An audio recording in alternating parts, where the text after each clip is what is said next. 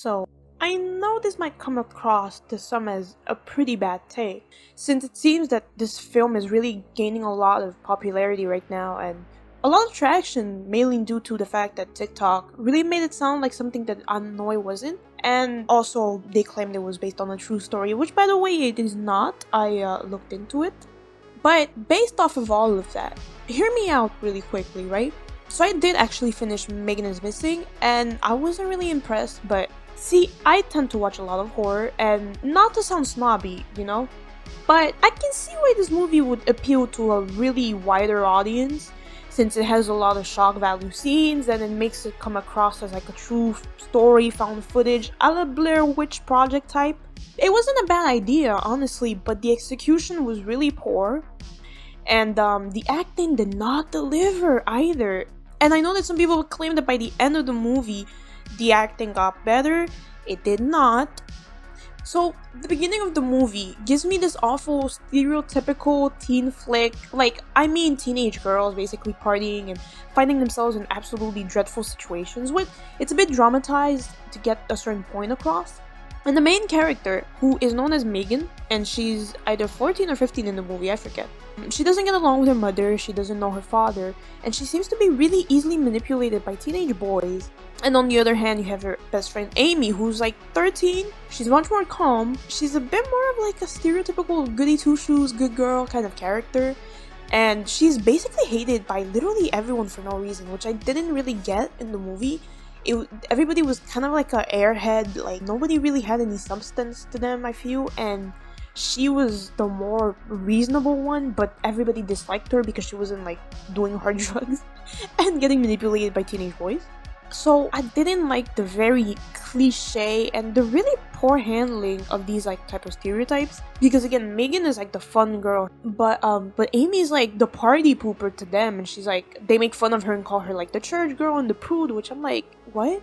So once you pass the very cringy first few minutes of the movie, you see Amy, who basically ends up getting a new camera from her dad, and she starts to vlog her day-to-day life. Megan meets a cute boy that she found on the internet that goes to another school, which is what we used to tell people when we claimed that we had a boyfriend, but that they didn't know them because he was going to another school. So she immediately falls for this dude, but there's a problem. My man doesn't have a camera. He only shows pictures of himself, which, I've watched one too many episodes of Catfish. I already knew where this was going. And of course, because, obviously, Megan decides she wants to meet this boy. So after some deliberation, Megan decides to meet this dude behind a diner, and literally come no surprise to anybody except maybe like a 12-year-old, she goes missing. And Amy, being her best friend, realizes that she never got a text back. I'm not gonna spoil the end of the film, by the way, but the ending left a lot, and I mean a lot, to desire. It felt really slow, just like the rest of the movie was, and honestly, the acting just did not sell it for me, and I think that might have been the biggest issue with the film, is that the acting was just so obviously bad acting that I couldn't get into it.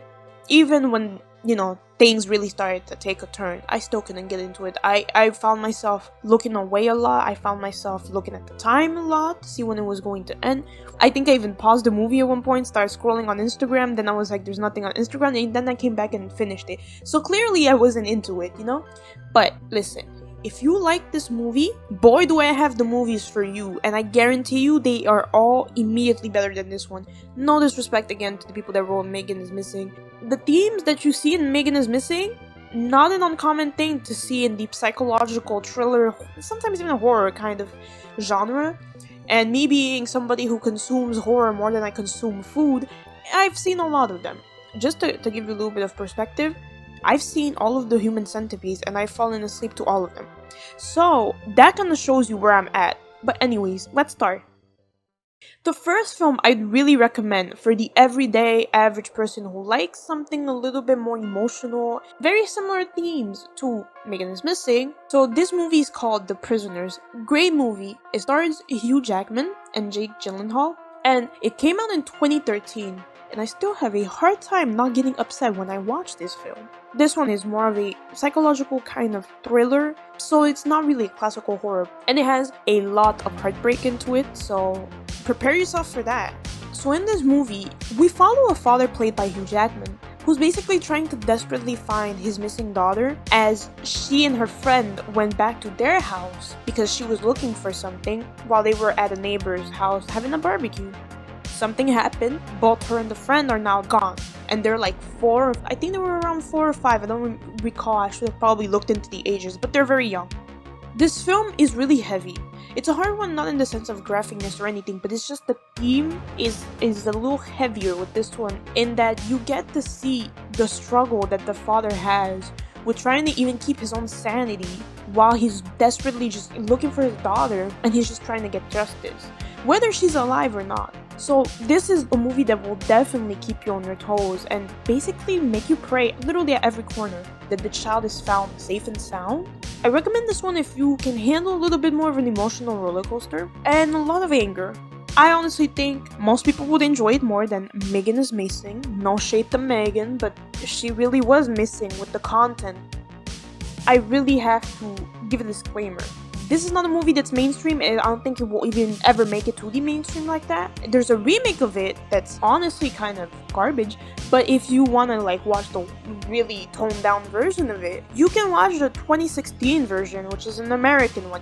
Now, the original film is not American, it is a French film made both by Canada and France. So it's set in French, but there's subtitles for those who don't speak French like me. The movie made me a little uneasy after I finished it because it really is kind of heavy. And again, this is coming from the person who watched 120 Days of Sodom, or also known as Salo. If you watch that movie, that's on you, because that movie is, I couldn't even finish it. Like, I don't know what to tell you.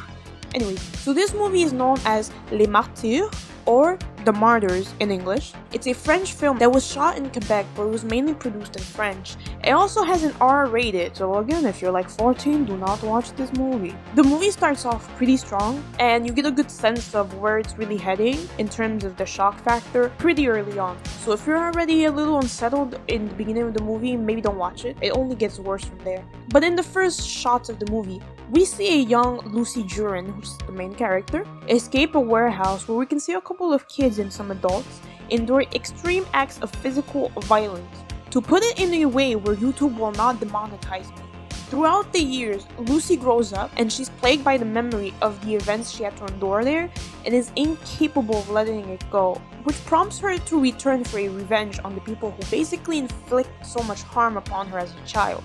Sadly, it doesn't really go as planned and the movie really kicks in from there. This is all I'm gonna say because I don't want to spoil it for those of you who want to watch it. But again, the movie has very graphic scenes at literally every corner of it. A lot of blood and a lot of shock value. I think it also has the occasional nudity. I don't remember fully, but I'm pretty sure there's a couple. So I'd recommend it if you like a more psychological intense film, more graphic movies, or something that leaves you feeling almost like a feeling of dread or sadness a few hours after you finished watching it.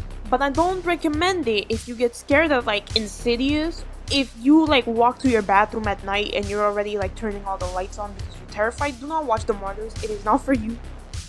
All in all, again, don't take it too seriously. This is just coming from somebody who watches a lot of horror movies and thought that maybe I could give my own take on something that is currently trending a lot. Don't take it too serious. Take my opinions with a grain of salt. If you want to destroy me in the comment sections for them, you feel free. If you want to tell me that the movies I'm talking about are garbage, feel free. If you want to tell me that The Martyrs is not that intense and that you watch every minute of it and did not feel anything, feel free.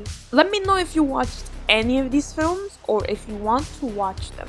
But until then, I will see you guys in the next one.